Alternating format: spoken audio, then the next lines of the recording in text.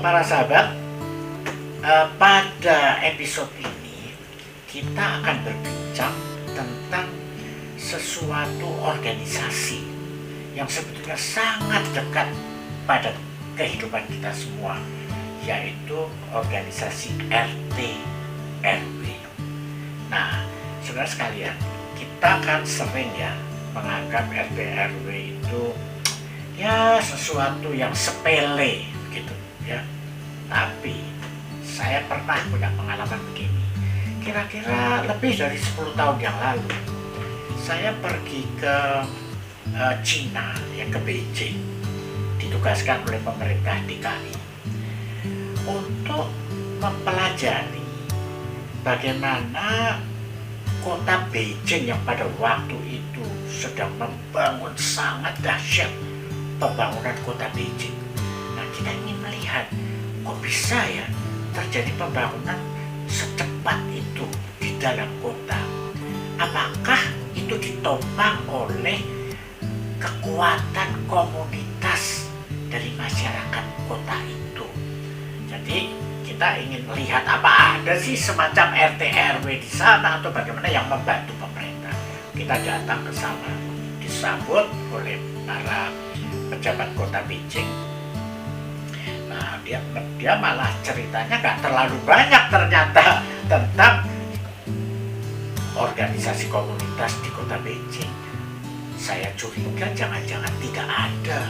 Karena apa? Mereka kan negara komunis. Jadi mereka yang menentukan adalah negara dan rakyatnya harus ikut. Nah, sebaliknya mereka malah tanya kepada kita, bagaimana kalau di Jakarta? Nah, saya bilang sama mereka bahwa di Jakarta, jangankan di Jakarta, di seluruh Indonesia kita tuh punya organisasi komunitas sampai di akar rumput yang namanya RT dan RW. Saya ceritakan bahwa itu organisasinya rapih dan betul-betul ada, artinya selalu ada kantornya, ada ketuanya, sekretaris dan seterusnya. Mereka itu terpesona, mereka kagum, wah ternyata orang Indonesia itu hebat juga ya organisasinya. Wah, mereka memuji-muji. Nah, saya dan teman-teman Indonesia waktu itu ya pura-pura manggut-manggut, tapi kita saling tertawa sebetulnya. Dalam hati kita berbisik, belum tahu dia gitu. Apa maksudnya belum tahu dia?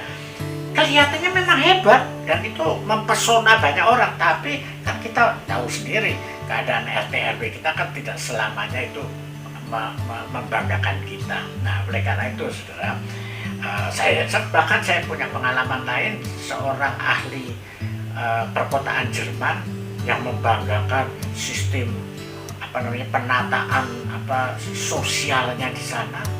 Mereka lagi-lagi terpesona melihat bahwa kita punya sistem RT RW yang rapi seperti itu. Nah, jadi saudara sekalian, saya itu ingin mengingatkan kan bahwa RT RW itu di dalam sosiologi itu adalah organisasi komunitas. Nah, komunitas itu apa? Saya juga pernah menjelaskan di dalam episode yang lalu. Komunitas itu adalah satuan kecil dari satu masyarakat, satuan yang paling kecil.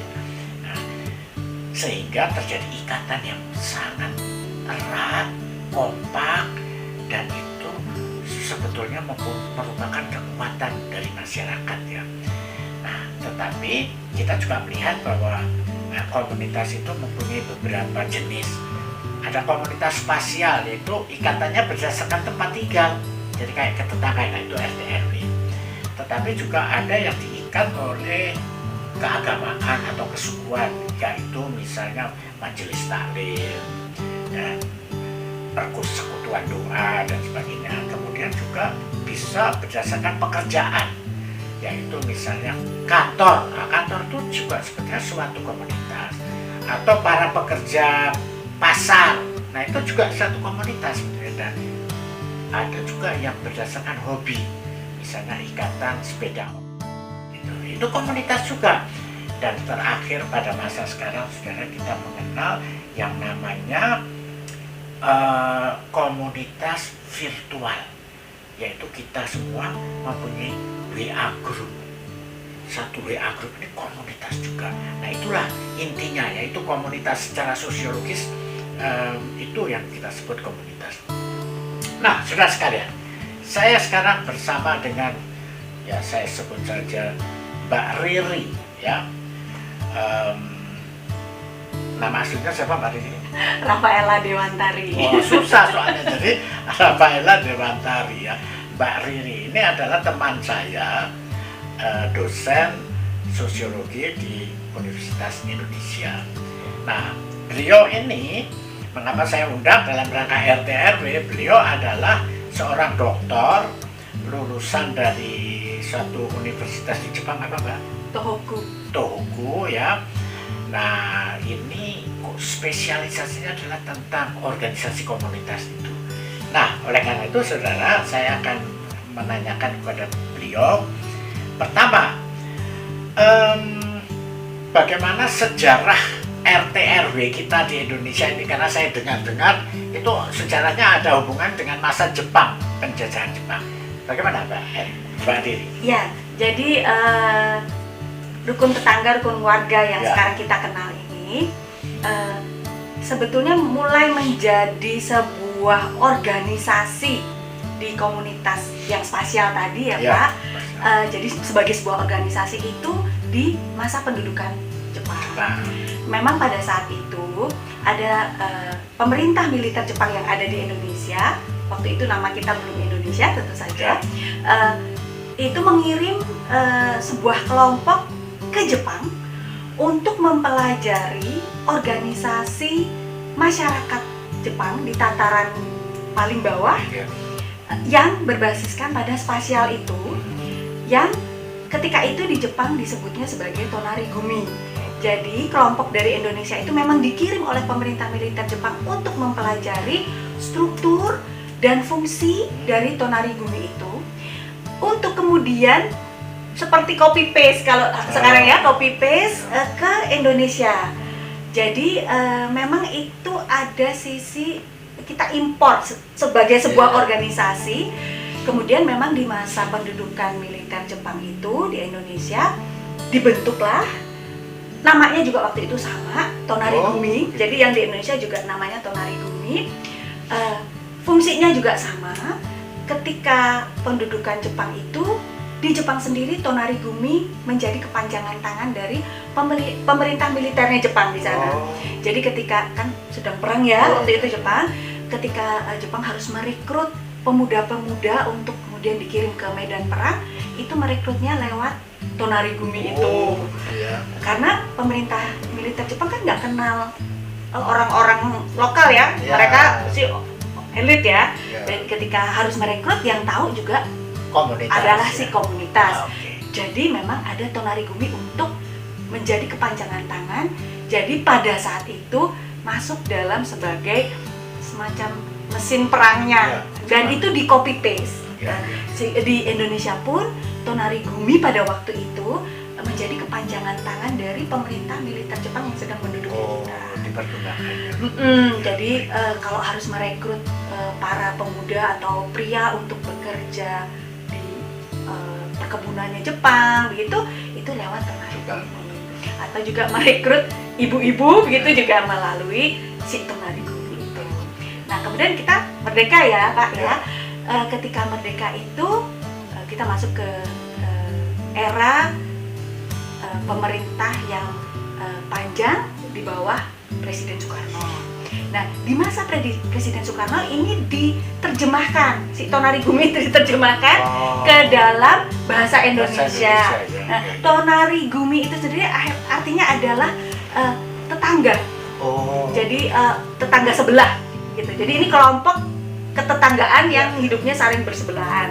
Nah, itu kemudian diterjemahkan ke dalam bahasa Indonesia menjadi rukun tetangga dan rukun warga, gitu ya. Jadi ada tambahan kata rukun. Jadi bukan sekedar organisasi, tapi oleh pemerintah Soekarno dipakailah kata rukun. Karena nggak lepas dari fungsi yang memang diberikan kepada RT/RW ini adalah menjaga kerukunan di antara warga. Dan itu kemudian dilanjutkan lagi oleh di masa pemerintahnya Soeharto.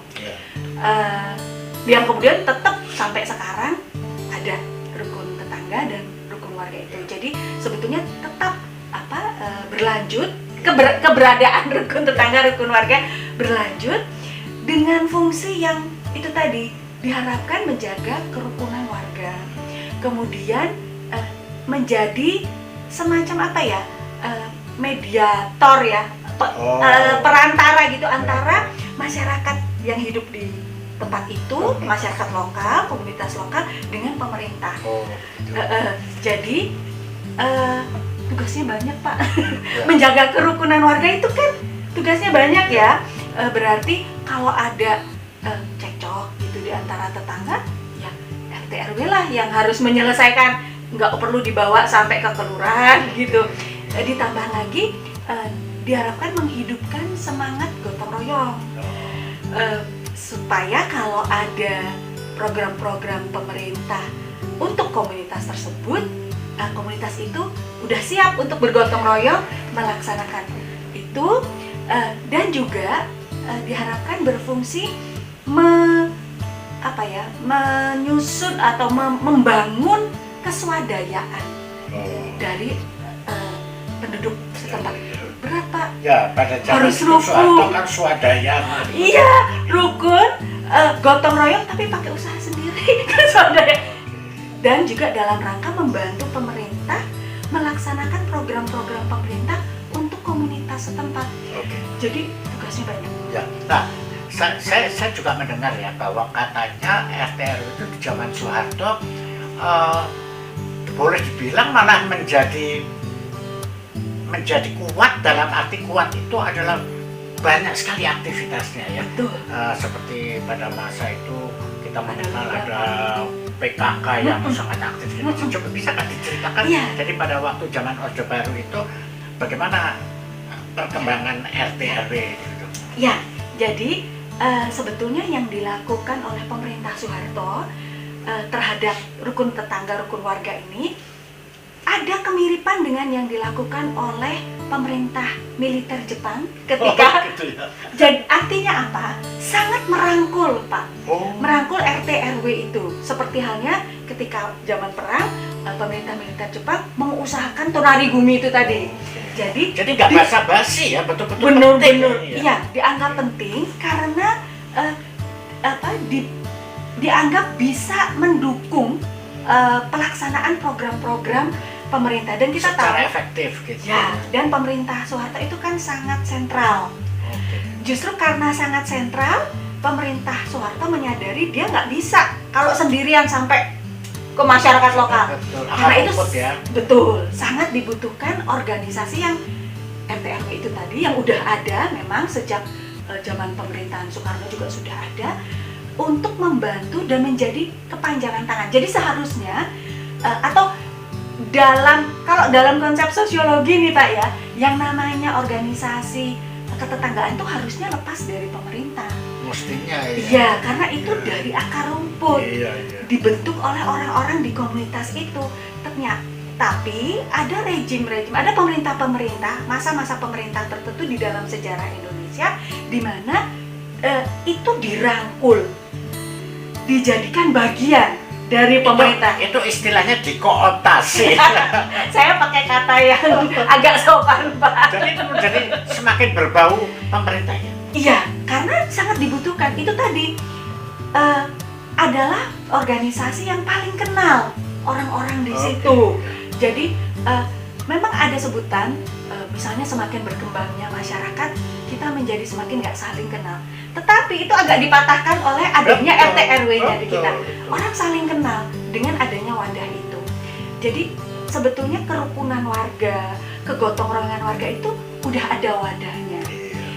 Tetapi ya itu tadi, ditambah karena dia dijadikan kepanjangan tangan dari pemerintah di masa tertentu, ditambah tugasnya sebagai semacam mediator yang kemudian di dalam masa pemerintahannya Soeharto ini, pemerintah yang sangat sentralistik menyadari pentingnya RT RW ini untuk kesuksesan berbagai program dari pemerintah, terutama sehingga kalau nggak salah KB. Program keluarga berencana, karena program keluarga berencana nggak hanya menahan jumlah naiknya jumlah penduduk, jadi angka kelahiran kan harus direm. Juga kalau sudah ada yang lahir harus dipastikan ini menjadi SDM yang paling nggak sehat lah gitu. Makanya waktu itu PKK juga kuat di bawah pemerintahan yang sentralistik itu, Posyandu juga kuat, dan ini semua dikoordinasi sebetulnya Pak di masa pemerintahan Soeharto yang sentralistik itu oleh RT dan RW. Jadi kegiatan-kegiatan itu ditempelkan kepada RT dan RW.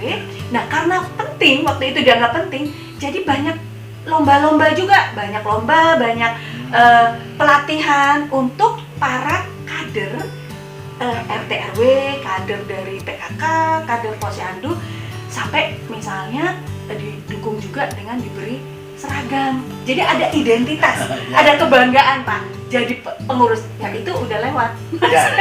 Nah, tapi sekarang kalau kita lihat di Jepang sendiri, apa ada juga itu sisa-sisanya itu yang tadi tonarigumi itu dalam Jepang modern? Ada. Jadi sama seperti kita, kata tonarigumi sudah tidak dipakai. Okay. Karena Jepang begitu dia kalah total dalam Perang Dunia Kedua, semua yang terkait dengan pemerintah militer pada saat Perang Dunia Kedua dihapuskan. Karena waktu itu lalu Amerika Serikat yang menduduki mengelola Jepang, termasuk kata-kata itu. Tapi pemerintah Amerika yang ada di Jepang menyadari juga, mirip dengan pemerintahan Soeharto, betapa ini sebetulnya organisasi yang penting. Lalu dihidupkan dengan namanya diganti. Namanya Jichikai. Jichikai itu sebetulnya organisasi warga setempat, mirip lah rukun tetangga rukun warga. Manfaatnya apa terus? Mirip, sangat mirip Pak. Jadi terutama keguyupan warga. Jadi misalnya mereka juga punya di Jepang itu Jichikai itu yang di kita namanya RT RW itu mengelola siskamling Pak. Jadi ada kelompok tertentu, kalau kita kan keliling ya, mereka juga keliling gitu. Dan warga setempat yang juga kayak siskamlingnya. Terutama kalau Jepang karena mereka 4 musim dan di musim dingin itu udara sangat kering, gampang kebakaran. Jadi siskamlingnya itu khususnya untuk mencegah kebakaran. Kan orang masang heater ya Pak ya, pemanas, ada apinya, tidur lupa apinya merambat jadi kebakaran. Jadi siskamlingnya itu, kalau kita siskamlingnya lebih untuk keamanan lingkungan, mereka untuk mencegah kebakaran. Yang itu adalah bagian dari keamanan lingkungan juga gitu. Tapi agak mirip juga Pak dengan kita, nggak keren Pak. Jichikai, orang yang terlibat Jichikai itu seperti halnya orang terlibat RT RW sekarang kan nggak kelihatan keren ya. Kalau di masa pemerintah Soeharto yang sentralistik tadi, karena memang pemerintahnya sangat membutuhkan, jadi lumayan agak keren. Karena ada identitas tertentu, pakai seragam, ada lomba, ada pelatihan gitu ya. Yang itu jadi orang-orang di lokal berminat untuk menjadi bagian dari. Kalau nggak salah, karena di sana juga banyak wabah bencana. Itu bagaimana? Betul. Itu kegotong royongan. Betul Pak. Jadi ini ada penelitian sosiologi juga di sana. Jadi pada tahun 1995 itu ada gempa besar sekali di daerah Kobe. Itu hancur. Itu karena gempanya nggak biasa. Gempa itu yang kita ketahui buminya bergerak begini. Kalau yang bergerak begini, Jepang siap dengan arsitektur bangunannya siap. Gempa di Kobe, buminya bergeraknya naik turun, jadi semuanya runtuh. Banyak sekali gedung, rumah itu runtuh dan korbannya banyak sekali. Tetapi ternyata ada beberapa penelitian dari sudut pandang sosiologi, hasilnya yang findingsnya atau hasilnya menunjukkan ada perbedaan jumlah korban yang signifikan di wilayah yang RT RW-nya mereka, Jichikainya ya, RT RW-nya itu aktif, jadi warganya saling kenal, dengan tempat yang RT RW-nya mereka itu tidak aktif, jadi tinggal nama gitu. Ternyata kalau tempat yang RT RW-nya ini aktif, ketika gempa terjadi dan bangunan runtuh, rumah pada runtuh, kalau saling kenal, karena RT RW-nya aktif tadi, sering kerja bakti bersama, mukanya saling kenal, itu langsung ketahuan Pak. Misalnya, loh Pak Ali belum ada. Oh dia mungkin masih ketimpa di ada di rumahnya, atau untuk yang lansia Pak. Jadi wah Ibu Eyang yang itu belum ada di tempat pengungsian, ayo kita jemput gitu. Karena mereka saling kenal melalui kegiatan RT RW-nya mereka. Oke, jadi kalau gitu memang bisa terjadi keguyuban yang sampai seperti itu juga di Jepang. Nah, baik, kalau demikian ya Mbak Riri ya, sekarang ini kalau di Indonesia tadi kan waktu di zaman Soeharto kelihatannya keren ya, aktif ya, tetapi kemudian juga ada negatifnya adalah dia terlalu terkooptasi oleh pemerintah. Nah, sekarang kalau di zaman sekarang ya kelihatannya RT RW juga masih tetap tadi ya banyak disepelekan orang ya, walaupun saya lihat masih banyak juga tetap disebut oleh orang itu Pak RT, Pak RW, Pak RT, Pak RW masih diperlukan. Sekarang pada zaman pandemi pun kelihatannya juga vaksin yang ngasih tahu ya Pak RT RW dan seterusnya.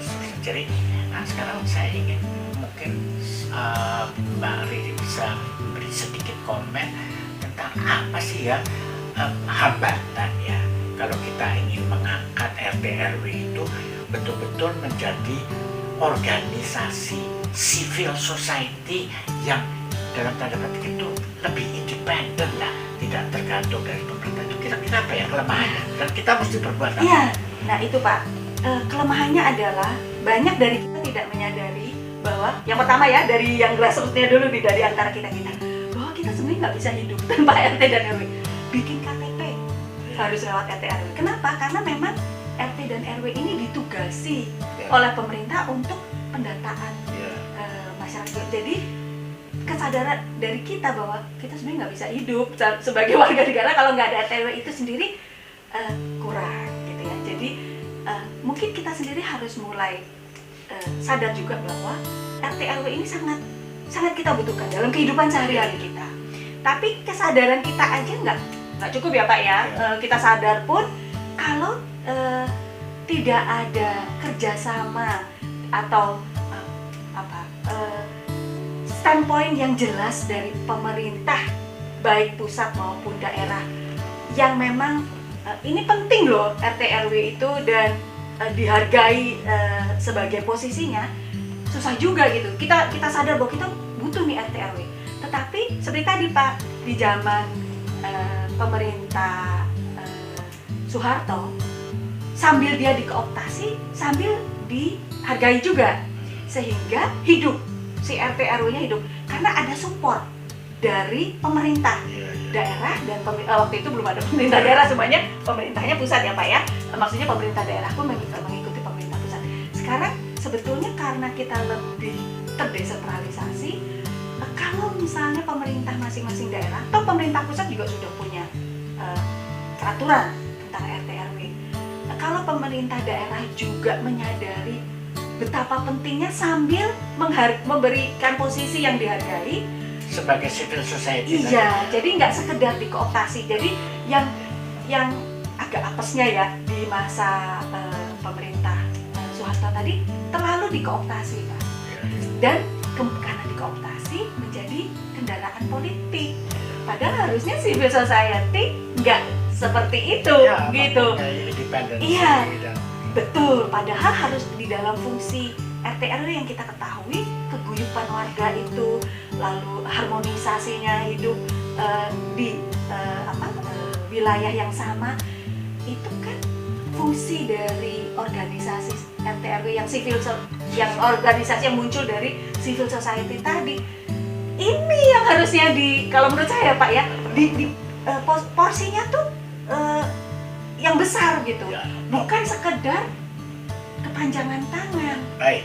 Nah, jadi ya memang saya kira ini diskusi yang sangat menarik walaupun kita biasanya hanya menyepelekan RT RW. Jadi saudara sekalian memang kelihatannya pemerintah harus lebih memberikan peran kepada RT RW ini sebagai organisasi civil society, bukan sebagai dalam petik kaki tangan birokrasi semata. Nah, sekarang sudah kita lihat ketika pandemi ya, pandemi itu kan pemerintah Jokowi ini juga merasa melihat RT RW itu penting, makanya PPKM mikro. Dan kita berharap di masa depan dengan gara-gara ada pandemi kita menjadi melatih lagi keguyuban dari RT RW.